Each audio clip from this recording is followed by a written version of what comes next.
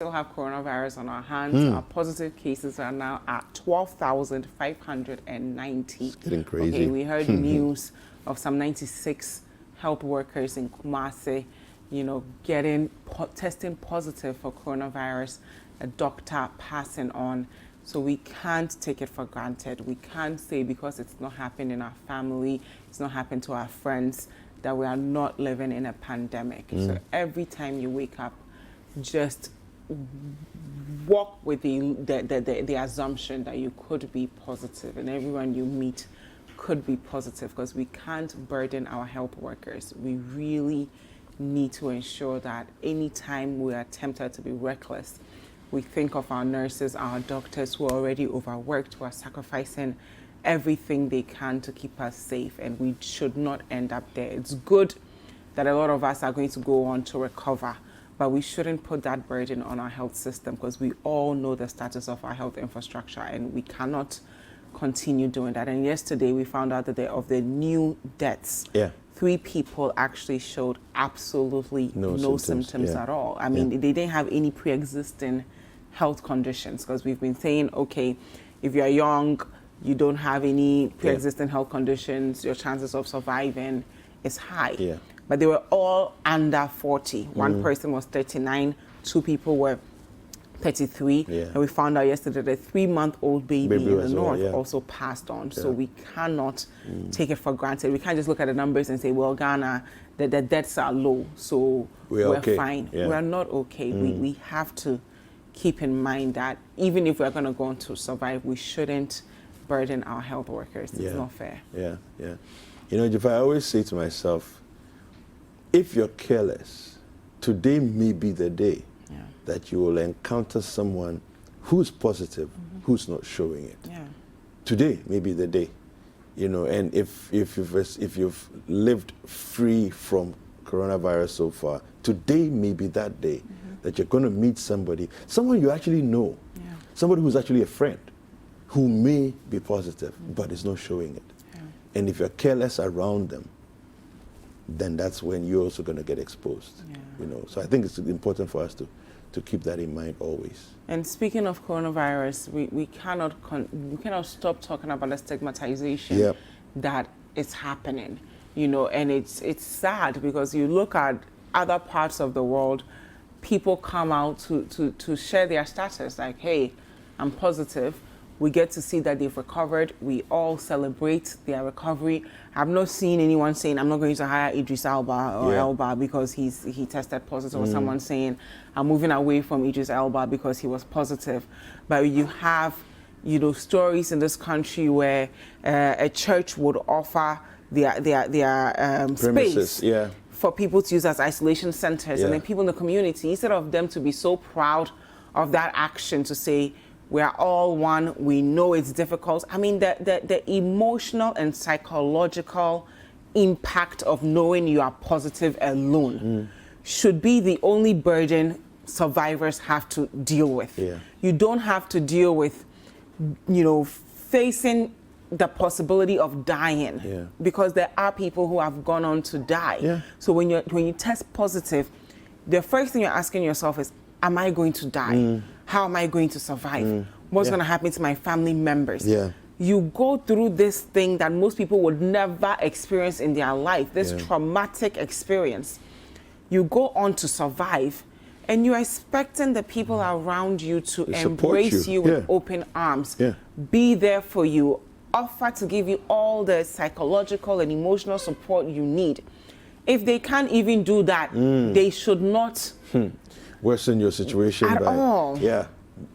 It's almost as if there's an invisible mark on you that is describing you in the ugliest of ways. You know, so people come out to make even if they engage you, that's even a different matter altogether. But they don't even engage you. It's like they're running away from you. It's like you're some scary caricature that they don't want to deal with. You know, and it's unfortunate that we do that to ourselves. You know, because all over the world, like you mentioned, people have, look, in England, the health minister tested positive, came out talked about a situation. Well, we saw this anchor in the U.S., Chris Cuomo, right? Tested positive, was in quarantine, self-isolation. Was sending us messages from self-isolation, telling him what he's doing, how he's back to work, and he's back on at CNN and all that. So I think it's important for us to remember that each one of us is equally probable of getting it, right? And so you never know, right, who it is that you'll come into contact with in that few unguarded moments, and that may expose you. And if it happens, you would want to be treated a certain way. So you need to think about that, as we go about having a certain mindset about the whole thing and treating people. I want to meet someone, who's actually recovered from it, and take a picture together. Do something an act that embraces the person and says, "You're welcome. Thank you for sharing your experience. Thank you for letting us know how you feel, how it felt, and what you went through." Frederick Dra, our first case that we talked about. First survivor who was released from his isolation, quarantine, and all of that. And people just began to shun him in the community. I mean, I don't know what it's like now, but back then, a few weeks ago, it was very unpleasant for him and his family. And it shouldn't be the case. No, it shouldn't. Well, we have Lance Corporal Daniel Kwofie with us. He's a survivor. He's going to walk us through what the experience was like for him. And throughout our conversation with him, if you have any questions, any contributions, let us know with the hashtag BreakfastDaily. And the WhatsApp line is 0550-585832. If you're outside Ghana, you can use the country code +233. We need more ideas on how to end the stigma. Good morning, Lance Corporal. Hello, good morning. How are you? Yeah, I'm very fine. And how are you also? I'm good. Thank you so much for being with us. Can you tell us a bit about yourself and your job? All right. Good morning to you all, and good morning to your listeners and viewers this morning. I must say that I'm very privileged and to be given this opportunity to share my experiences with you all.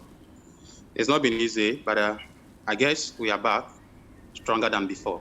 And so we are here to give hope to people who may have gotten this disease. And then it's a very sorry situation for those who have lost their lives. We pray for them and pray for their families. It's not easy, but we are here. Yes. So good morning, exactly what happened? How did you catch the virus? Yeah, like you said, my name is Lance Corporal Daniel Kwofie. I work as a detective Lance Corporal at Adenta Doxu. Okay. And so if it's about how I got the virus, I don't exactly know where I had it from. I can't pinpoint. I can't mention anybody. I don't know. But I guess I've always been saying I suspect I had it from a car or as I commute to work every day. Possibly at my workplace, since I would have to interact with a lot of people every day as a police investigator who handles domestic issues. So you know how domestic issues are. Every day, some people have a lot of problems and they would have to come to the police station. And so I can't see exactly where I had it from. But So when did you first know that for sure you had it? When were you first told that you definitely had COVID-19? Yeah, what happened was that that was on the 12th of May, 2020, this year. I was working on a case. It was actually a defilement case that the suspect was brought to me. And in the course of investigating him, I felt the conditions were not suitable, especially in this pandemic era. And so I was really, really uncomfortable. And looking at the suspect that I don't know his status, I don't know anything about him, and has been brought to me to work on him. And it was kind of a very difficult situation for me psychologically. And so what happened was that in the course of taking his fingerprints, he coughed he coughed on me. And for 3 days, I was just not of myself. For 3 days, I was really not of myself, and I was kind of this thing. So we sent him to court, and he was convicted.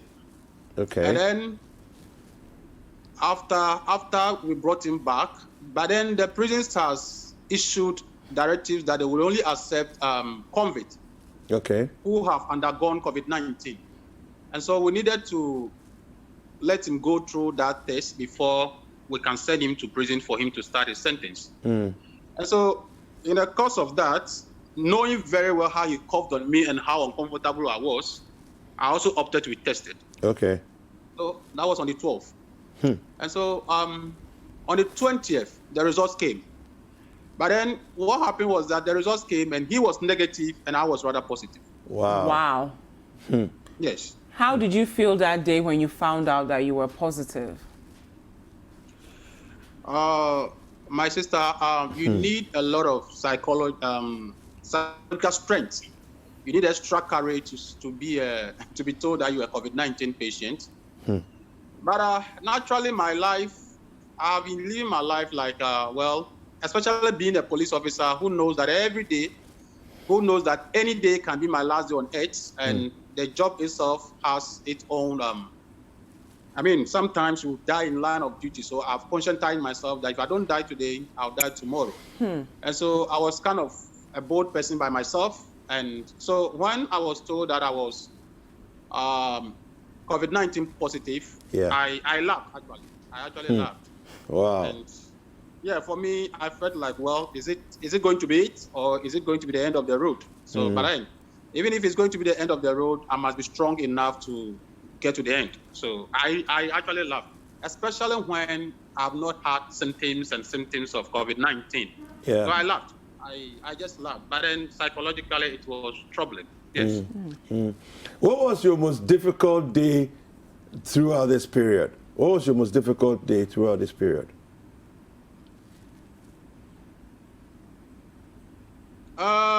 Well, for me, being a COVID-19 patient, there was no single day I experienced crisis. Okay. No single day I experienced crisis. In fact, from the day that I got tested, the results came, quarantined at the police hospital for 22 days. I never experienced any signs and symptoms of COVID-19, no. Okay. How did your family handle the news? That is a difficult aspect of it, especially when my wife suddenly had signs and symptoms of COVID-19, even though no one has told her that she's COVID-19 positive. You can imagine. I mean, you are living with someone, and then all of a sudden, the person is COVID-19 positive, and then we are told that this is a disease that is contagious. They can give it to another person. So for her, all of a sudden, she started having signs and symptoms, and the sore throat, the back pain, the chest, and everything. But I told her, look, my friend, no one has told you are positive. I am the one who has been told I'm positive. So look, you better find your way elsewhere, and then let me mind my business for now. But was she worried for you? Because it sounds like she might have been stressed. The symptoms you're sharing with us, sound like they are probably from her being stressed out. No, it's no one will be happy. I mean, you are living with a husband. I mean, and then all of a sudden he's COVID-19 positive, and it is always in the news that people are dying. Though here in Ghana the death rate is lower, and then people are falling sick, and so all of a sudden, so it was really, really difficult. But then I told her that, look, she should be stronger, and then I don't know what is going to happen, but she should be stronger, and then yes, we should move along with it. Now, after you've gone on to survive, how did people react when they see you, and how did they relate to you? Yes, it's another aspect of it. I have always been confrontational to some issues, and then I face them head on. And so, knowing very well that definitely if I come back and people should get to hear, they will start to pinpoint their hands on me. The first thing I did was immediately I was discharged from the police hospital. I posted on my Facebook what I have recovered from COVID-19. Fantastic. Yes, that was my first post. I posted on Facebook, and because I write on practical police issues, and I've been for the years I have been consistently speaking on hard issues in the police service. So I have a lot of police followers. And people were like, "Are you sure what these things you are saying? Is it true? Is it true?" And then, even while I was in quarantine, I kept posting on Facebook as if nothing was happening. As if nothing was. I was always active on social media, on every platform that I belong. I kept arguing my positions here and there. And so suddenly to tell people that have recovered from COVID-19, it's kind of a shock for them. People didn't believe initially. Wow. And so I was given a notification certificate by the police hospital that I have been clinically cleared. How did that feel though, the day you received that?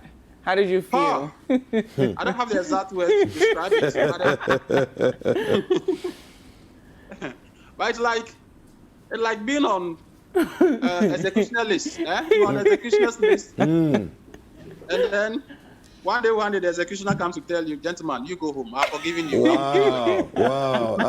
That's actually a very brilliant description. I think it gives us a very vivid, idea of what it must have felt like.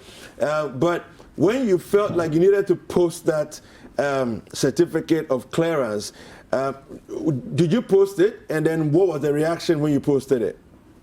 Yeah, I posted it on Facebook, and then I've got a reaction all over the police service, from senior officers, junior officers across, and civilians who are on my Facebook wall, media journalists, people who are contacting me. I said yes, and then they believe that truly, because this is in fact, and it was also signed by one Superintendent Dr. Frank Dodu. Okay. Another fantastic officer. In fact, it was that officer who made me believe that, look, you have a chance of surviving. Wow. The officer, I always mention his name. What did he do that made such an impact on you? What did he do exactly so that we can all learn from him? Yeah, the police hospital team, the COVID-19 team, I don't know, I always praise them. Especially Dr. Dodu, who was always coming to us to tell us, look, this is it's just a viral infection, and you are fortunate to have a very good immune system, and for you, I don't think you have crisis, and here and there. And so that is uplifting. And I must also commend all the nurses, the doctors. Well, even though I didn't see them because they were always in this nose mask. Yeah. That is. I think your story. Go on. They were very approachable. They were very nice. They were here and there. I mean, they were there for you. Yeah, but then also being in that situation when they come to you all the time and immediately they leave, they have to disinfect that place. It's kind of psychologically troubling. It's like you are no longer part of the beings. You are on the edge of life and death. So, but then they did a very fantastic job. Yes. Wow. Now, we're in a country where even parliamentarians are afraid of staying home when they've been tested positive because of the stigma. Where did you find the courage to say, I'm going to share my status and I'm going to share the fact that I've survived, and what can we all learn from that experience? I think as a country and people, we are in this together.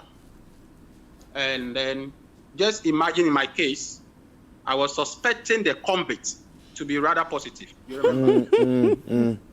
Yeah. You remember? I was suspecting the convict because the way and manner it was brought to me, especially, excuse my language, it looks so dirty. And if you look at the dress and the appearance, and then all of a sudden you come to cough on me. And so right from that moment, I said, no, this guy has given me COVID-19. And so all my anticipation I was waiting that if I should be tested positive, I was going to put it on him. Yeah. Meanwhile, I could have gotten the infection from elsewhere because it's not the only person I'm interacting with. Yeah. And so we need to, as a country and people, we are in this together. And I must say that those of us who have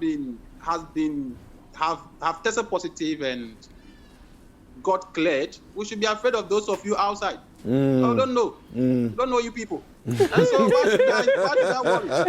At least you know your status. Yes. Yes. So why should I worry about someone stigmatizing me? Yeah. And so what I did was I posted those things on Facebook, and then I started putting updates on my Facebook wall. And I started writing so much, and I write. Personally, I write myself. So I've been writing series of articles myself. So, and then people were following. And then I had to come back to my community.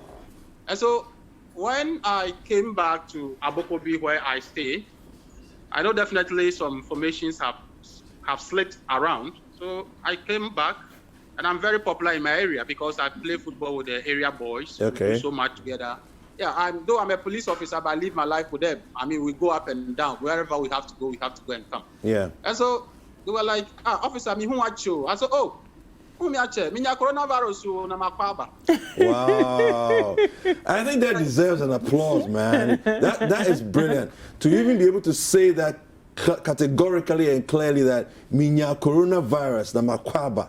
I think that's definitely worth applauding. Thank you very much for doing that. Yes. So what was their reaction? Yes, you can ask anybody who knows me. That's how I do my things. And so I'm kind of, you see, we need to reduce the fear of death associated with COVID-19. We must give a lot of people hope that, look, you'll survive. That is one. And then we should let people know that, look, it's not everybody who will get COVID-19 and even fall sick. In my case, after the time that I got tested, I suspect and calculate that I was positive for about 2 weeks. I didn't know. Wow. Yes, because there was a situation in our office, and they came and tested us. So that test, I was negative.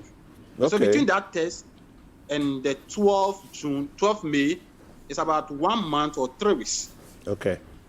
And so I suspect, I was like about 3 weeks or kind of positive, kind of that. And so, yeah, so we need to give people that hope.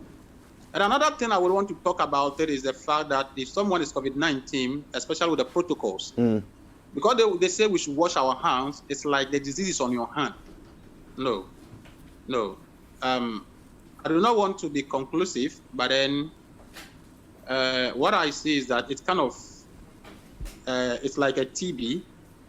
The more you cough, and the more you bring those stuffs around you, you contaminate your immediate environment, and then you put people closer to you at risk. Wow. And then, Lance Corporal, where do we follow you on social media? Because it sounds like you have a lot of nuggets that we can learn from. My name is, on social media, I have some very long name.